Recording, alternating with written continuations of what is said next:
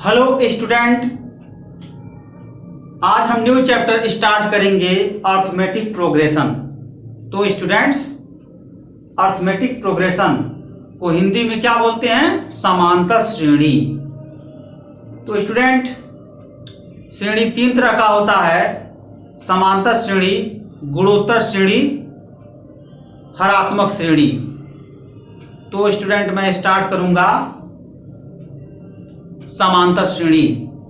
तो समांतर श्रेणी स्टार्ट करने से पहले मैं आप सभी को अनुक्रम बताऊंगा, क्योंकि जो समांतर श्रेणी होता है ना स्टूडेंट, वो अनुक्रम पर डिपेंड करता है।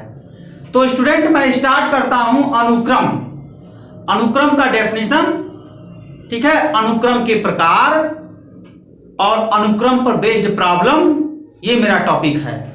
जब अनुक्रम कंप्लीट होगा स्टूडेंट, तो मैं श्रेणी का परिभाषा दूंगा। जब श्रेणी का परिभाषा देने के पश्चात मैं श्रेणी तीन तरह का होता है: समांतर श्रेणी, गुणोत्तर श्रेणी, हरात्मक श्रेणी। ठीक है, फिर समांतर श्रेणी का हम डेफिनेशन देंगे यानी परिभाषा देंगे, फिर उससे रिलेटेड प्रॉब्लम। जब ये समाप्त हो जाएगा तो गुणोत्तर श्रेणी हम समझाएंगे। ठीक है ना स्टूडेंट? तो हम अब स्टार्ट करते हैं स्टूडेंट्स अनुक्रम। अनुक्रम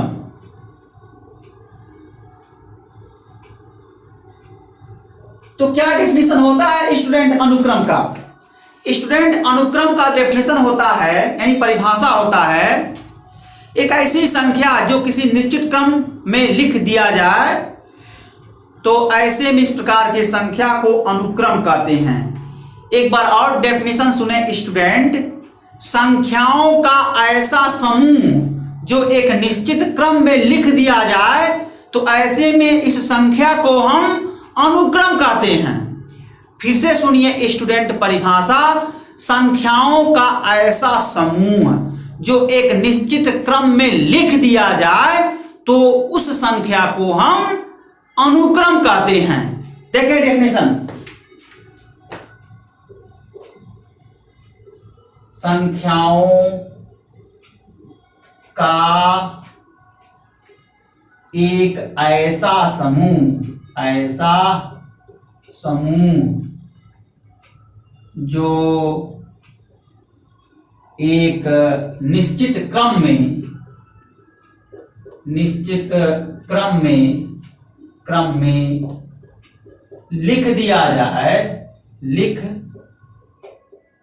दिया जाए, तो इस प्रकार के क्रम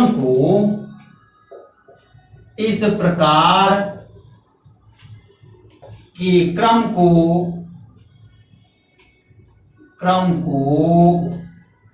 अनुक्रम कहते हैं। अनुक्रम कहते हैं, है ना स्टूडेंट? ये डेफिनेशन है, संख्याओं का एक ऐसा समूह जो एक निश्चित क्रम में लिख दिया जाए, तो ऐसे में इस प्रकार की संख्या को हम अनुक्रम कहते हैं। फॉर एग्जाम्पल देखें student, for example an is equal to 1/n। तो स्टूडेंट n का आप अलग अलग मान लीजिए। जैसे देखिए n कहां बिलोंग करेगा स्टूडेंट? Natural number. तो n के स्थान पर अलग अलग प्राकृतिक संख्या रखें और देखिए क्या अनुक्रम बन रहा है। यदि n इक्वल 1 हो गया तो a1 का वैल्यू 1/1, इसको सॉल्व करें 1 आया। यदि n इक्वल 2 हो गया तो a2 1/2, इसका वैल्यू 1/2 हो गया स्टूडेंट। यदि n इक्वल 3 हो गया तो a3 1/3 हो गया। यदि n इक्वल 4, a4 1/4, ठीक है ना स्टूडेंट? n इक्वल 1 पर 1/1 हो गया। n equal 2, a2 1/2 is equal to 1/2। n equal 3, a3 is equal to 1/3। n equal 4, a4 is equal to 1/4, है ना स्टूडेंट। तो ऐसे डॉट डॉट डॉट यहां पर सीक्वेंस मिलेगा, यहां पर टर्म मिलेगा, यानी सीक्वेंस को हम हिंदी में स्टूडेंट अनुक्रम कहते हैं। तो अब इसी को कंबाइन कर दीजिए स्टूडेंट, जब कंबाइन करेंगे तो क्या होगा देखें student, a1 a2 a3 a4 a5 and so on, और इसको हम इन जनरली an से डिनोट करते हैं स्टूडेंट, है ना, डिनोट करते हैं ना। अब देखें an is equal to a1 के प्लेस पर क्या लिख सकते हैं 1, a2 के प्लेस पर हाफ, a3 के प्लेस पर देखें 1/3, a4 के प्लेस पर 1/4 एंड सो ऑन, n के प्लेस पर 1/n दिस। तो स्टूडेंट देखिए यहां पर देखें 1, 1/2, 1/3, 1/4 एंड सो ऑन 1/n। तो देखें ये जो अनुक्रम के पद है ना स्टूडेंट, वो किस क्रम में है, आप देखिए ध्यान से। अनुक्रम का जो पद है वह अवरोही क्रम में है, देख लीजिए 1, देखिए सबसे बड़ा संख्या 1 है, 1 से छोटा हाफ है, हाफ से छोटा 1/3 है, 1/3 से छोटा 1/4 है, 1/4 से छोटा 1/5 है, सबसे छोटा 1/n है। तो स्टूडेंट ये किस क्रम में है, अवरोही क्रम में है ना। तो ये बताइए स्टूडेंट ये संख्या है कि नहीं है, ये संख्या है, और ये संख्या किस क्रम में अरेंज है, ये संख्या अवरोही क्रम में अरेंज है। तो डेफिनेशन फुलफिल्ड हो गया नहीं हो गया, संख्याओं का ऐसा समूह जो एक निश्चित क्रम में लिख दिया जाता है, तो ऐसे में इस प्रकार के संख्या को अनुक्रम कहते हैं, है ना, ये चीज है। अब देखिए स्टूडेंट अनुक्रम जो है दो प्रकार का होता है, एक परिमित अनुक्रम, एक अपरिमित अपरिमित अनुक्रम होता है। फिर से सुनिए स्टूडेंट, अनुक्रम दो प्रकार का होता है, एक परिमित अनुक्रम, एक अपरिमित अनुक्रम, ठीक है। तो स्टूडेंट परिमित अनुक्रम में क्या होता है, ऐसा अनुक्रम जिसमें पदों की संख्या परिमित हो, मतलब समान हो। तो ऐसे में इस प्रकार के अनुक्रम को क्या बोलते हैं, परिमित अनुक्रम बोलते हैं, परिमित है, ठीक है। और जिस अनुक्रम में पदों की संख्या क्या हो जाए, असीमित हो जाए, जिस अनुक्रम में पदों की संख्या क्या हो जाए स्टूडेंट, अपरिमित हो जाए, तो उसमें उस अनुक्रम को क्या बोलते हैं, अपरिमित अनुक्रम बोलते हैं। समझ में आ रहा है ना। फिर से सुन लीजिए स्टूडेंट, अनुक्रम दो तरह का होता है, एक परिमित अनुक्रम, एक अपरिमित अनुक्रम। तो परिमित अनुक्रम क्या होता है, परिमित अनुक्रम ऐसा अनुक्रम जिसमें पदों की संख्या सीमित हो, सीमित मतलब परिमित हो, तो इस प्रकार के अनुक्रम को परिमित अनुक्रम कहते हैं, ठीक है। एक ऐसा अनुक्रम जिसमें पदों की संख्या अपरिमित हो, अपरिमित का मतलब क्या हो गया, अनंत हो, ऐसा अनुक्रम जिसमें पदों की संख्या अनंत हो, अपरिमित हो, तो ऐसे में इस प्रकार के अनुक्रम को अपरिमित अनुक्रम कहते हैं, ठीक है ना। ये दो तरह का अनुक्रम होता है स्टूडेंट, जो मैं बता दिया। तो स्टूडेंट अब इसी अनुक्रम को हम मैपिंग विधि से भी समझाएंगे, प्रतिचित्रण विधि से भी हम समझाएंगे, उसको भी देख लीजिए। प्रतिचित्रण विधि से समझिए चाहे इस विधि से समझिए, बात वही हुआ। देखें, कहते हैं कि अनुक्रम एक प्रकार का ऐसा फलन है जो प्राकृतिक संख्या के साथ एक एक प्रतिचित्रण देता है, एक एक प्रतिचित्रण देता है, ठीक है, 1-1 मैपिंग जैसे ये आपका डोमेन है और ये आपका कोडोमेन है ना। तो इसमें अगर हम मैपिंग लें ए से बी, ठीक है स्टूडेंट, तो अगर इसमें हम मैपिंग कराएं तो ये नेचुरल नंबर है स्टूडेंट, नेचुरल नंबर, ये 1 2 3 4 एंड सो ऑन, ठीक।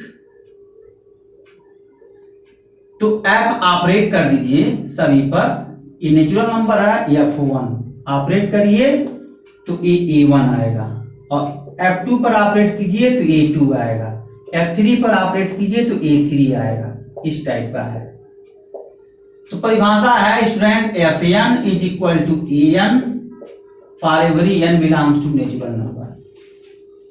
ये डेफिनेशन मैपिंग मेथड से मैं समझा रहा हूं स्टूडेंट, अगर समझ में आए तो अच्छी बात है, नहीं समझ में आ रहा है तो जैसे हम यहां बताए हैं यही सफिशिएंट है, ठीक है।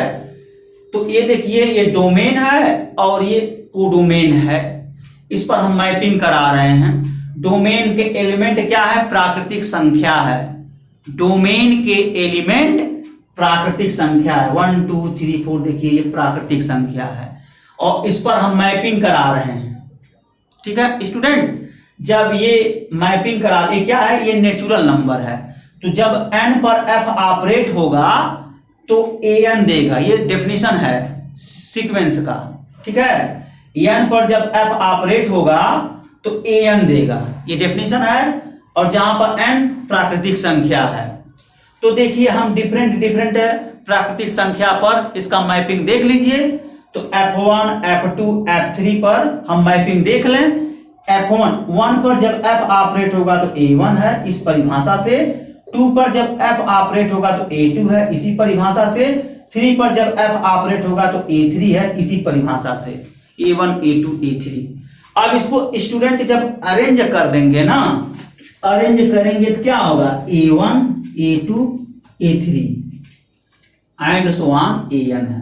यहां पर और भी एलिमेंट मिलेंगे स्टूडेंट, तो मान लीजिए यहां पर n है, n एलिमेंट आएगा, n पर जब f ऑपरेट होगा, मैं लिख भी दे रहा हूं, n पर जब f ऑपरेट होगा तो an होगा, है ना स्टूडेंट, an होगा।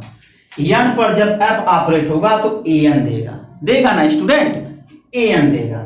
तो अब इसी को कंबाइन हम लिख दिए हैं, कंबाइन लिखे हैं तो ये है, देखिए ये आपका प्राप्त हो गया ना स्टूडेंट। यहां पर आप an लिखेंगे, ठीक है, तो आपका ये सीक्वेंस है। तो स्टूडेंट देखिए ये जो प्राप्त मैं किया हूं, है ना, देखिए यहां पर आ गया। तो दोनों मेथड से आप प्राप्त कर सकते हैं, कोई जो है इसमें ऐसा नहीं है कि प्रॉब्लम हो। तो एक बार और मैं ये मेथड और ये मेथड एक बार और मैं समराइज कर देता हूं स्टूडेंट, प्रॉब्लम नहीं होना चाहिए आप लोगों को, है ना। दोनों मेथड मैं समराइज कर दे रहा हूं। तो स्टूडेंट सबसे पहले मैं ये बता रहा हूं, एग्जाम में कोई एक आपको लिखना है, ऐसा नहीं घालमेल कर दीजिए। मैं दो मेथड से तो समझा रहा हूं, लिखना आपको एक ही मेथड है, ठीक है, जो आपको समझ में आ जाए उसी से आप लिख दीजिए। तो स्टूडेंट आज के लेक्चर में मैं अनुक्रम का परिभाषा बता रहा हूं। अनुक्रम का परिभाषा, संख्या का ऐसा समूह, संख्याओं का ऐसा समूह जो एक निश्चित क्रम में लिख दिया जाए तो इस प्रकार के क्रम को अनुक्रम कहते हैं, ठीक है। फॉर एग्जाम्पल an अगर कोई सीक्वेंस है 1/n है, n बिलोंग नेचुरल नंबर है, तो हम n इक्वल टू 1 इसे इंपुट करें तो a1 सीक्वेंस आ गया, सीक्वेंस का प्रथम पद आ गया। n इक्वल टू 2 इसे इंपुट कर दीजिए, सीक्वेंस का द्वितीय पद आ गया। n इक्वल टू 3 इसे इंपुट कर दीजिए इसमें, तो सीक्वेंस का तृतीय पद आ गया। n इक्वल टू 4 इसे इंपुट कर दीजिए, क्या आ गया, सीक्वेंस का चतुर्थ पद आ जाएगा ना चतुर्थ पद। तो अब इन्हीं को कंबाइन कर दीजिए स्टूडेंट, तो a1 a2 a3 a4 sorry student a4 दो बार लिखा गया है, ये 5 है इसके लिए सॉरी। तो a1 a2 a3 a4 a5 and so on an है ना स्टूडेंट। तो इस प्रकार के सीक्वेंस को क्या बोलते हैं, इसी प्रकार के सीक्वेंस को अनुक्रम बोलते हैं, सीक्वेंस को हम हिंदी में अनुक्रम बोलते हैं। तो इस प्रकार के पैटर्न को अनुक्रम बोलते हैं। ठीक है, ये इसी चीज को यहां मैपिंग में भी समझ सकते हैं। जो हम यहाँ परिभाषित किए हैं ना, इसका एक और परिभाषा है स्टूडेंट। कहा यह जाता है कि सीक्वेंस एक प्रकार का ऐसा फलन है, सीक्वेंस एक प्रकार का ऐसा फलन है। फिर से सुनिए स्टूडेंट, अनुक्रम एक प्रकार का ऐसा फलन है, अनुक्रम एक प्रकार का ऐसा फलन है जो प्राकृतिक संख्या के साथ एक एक प्रतिचित्रण बनाता है ना, एक एक प्रतिचित्रण बनाता है। देखिए एक एक प्रतिचित्रण है, इसके हर एलिमेंट जो है इसके एलिमेंट से एसोसिएट होंगे, हर एलिमेंट इसके एलिमेंट से एसोसिएट होंगे। इसी को तो एक एक प्रतिचित्रण बोला जाता है। देखिए एक एलिमेंट का एक ही इमेज बन रहा है, एक एलिमेंट का एक इमेज है, एक एलिमेंट का एक इमेज, एक एलिमेंट का एक इमेज। ऐसा नहीं है स्टूडेंट दो तीन एलिमेंट का सेम इमेज बने, ऐसा नहीं। अगर ऐसा होता तो बहु एक प्रतिचित्रण बन जाता। तो होना क्या चाहिए, एक एक प्रतिचित्रण होना चाहिए। तो वही कहा जाता है स्टूडेंट कि अनुक्रम एक ऐसा फलन है जो प्राकृतिक संख्या के साथ एक एक प्रतिचित्रण बनाता है। तो ऐसे में इस प्रकार के अनुक्रम को, ऐसे में इस प्रकार के फलन को अनुक्रम बोलते हैं। ठीक है ना, तो यही चीज है। देखिए नेचुरल नंबर पर ऑपरेट होगा, f1 पर ऑपरेट होगा, f1 पर ऑपरेट होगा, f1 a1 है, f2 पर ऑपरेट होगा, f2 a2 है, f3 पर ऑपरेट होगा, f3 a3 है ना।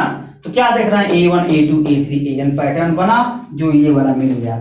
ठीक है, फिर सीक्वेंस भी डिफाइंड होता है ना स्टूडेंट। मान लीजिए कोई सीक्वेंस an है, वो 1/n के जैसा है, 1/n के जैसा है। तो जब वो 1/n जैसा है तो आपको a1 a2 a3 an का वैल्यू फाइंड आउट होगा। जैसे कोई सीक्वेंस है स्टूडेंट, अगर ये सीक्वेंस 1/n जैसा है तो a1 क्या होगा स्टूडेंट, 1/1 होगा, a2 क्या होगा, 1/2 होगा। मतलब n के प्लेस पर 2 रखा गया है, n के प्लेस पर 2 रखिए तो 1/2। a3 क्या होगा, 1/3 होगा, a4 क्या होगा, 1/4 होगा। तो इन सभी वैल्यू को इसे इनपुट कर दीजिए स्टूडेंट ना, तो यही प्राप्त हो जाएगा जो आप पहले प्राप्त किए थे। तो देखिए सीक्वेंस आ गया, मतलब अनुक्रम आ गया। तो अनुक्रम दो प्रकार का होता है स्टूडेंट, एक परिमित अनुक्रम, एक अपरिमित अनुक्रम। परिमित अनुक्रम क्या होता है, ऐसा अनुक्रम जिसमें पदों की संख्या परिमित हो, तो उसको क्या बोलते हैं, परिमित अनुक्रम बोलते हैं। एक ऐसा अनुक्रम जिसमें पदों की संख्या अपरिमित हो, तो इस प्रकार के अनुक्रम को क्या बोलते हैं स्टूडेंट, अपरिमित अनुक्रम बोलते हैं। ठीक है ना स्टूडेंट, ये डेफिनेशन है। तो अब देखिए यह है। अब स्टूडेंट इसी पर एक दो कुछ प्रॉब्लम मैं सॉल्व करवा दे रहा हूं, तो और क्लियर आप लोगों को हो जाएगा। वैसे यहीं तक मैं ऑफलाइन क्लास में पढ़ाया हूं, एक क्वेश्चन और मैं सॉल्व कर दे रहा हूं, आप लोगों को समझ लीजिए इस चीज को।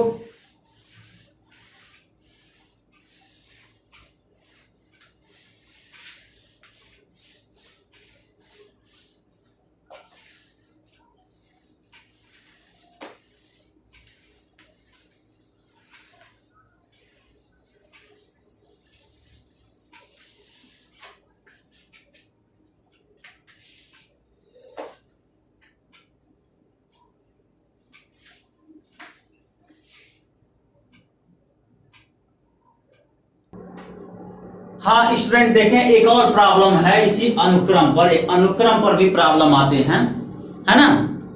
देखिए कितना बढ़िया प्रॉब्लम है, कितना शानदार प्रॉब्लम है। किसी अनुक्रम का nवां पद tn = 2n+1 है, तो इस अनुक्रम का पहला, दूसरा, तीसरा तथा 10वां पद ज्ञात कीजिए। तो जो गिवन दैट है स्टूडेंट उसको पहले लिखते हैं, उसके पश्चात जो है एनालिसिस करते हैं। तो देखें सॉल्यूशन में, है ना स्टूडेंट। अब क्या करेंगे, किसी अनुक्रम का nवां पद दिया है अनुक्रम का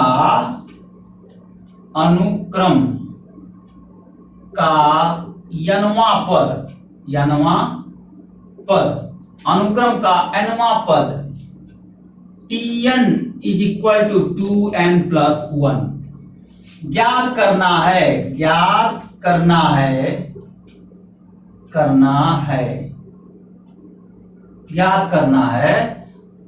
ना स्टूडेंट, ज्ञात करना है। पहला, दूसरा तथा तीसरा पद ज्ञात करना है ना। देखिए पहला, दूसरा, तीसरा तथा 10वां पद कामा लगा कर लिख लीजिए। पहला, दूसरा, तीसरा तथा 10वां पद ज्ञात करना है। पद ज्ञात करना है अनुक्रम की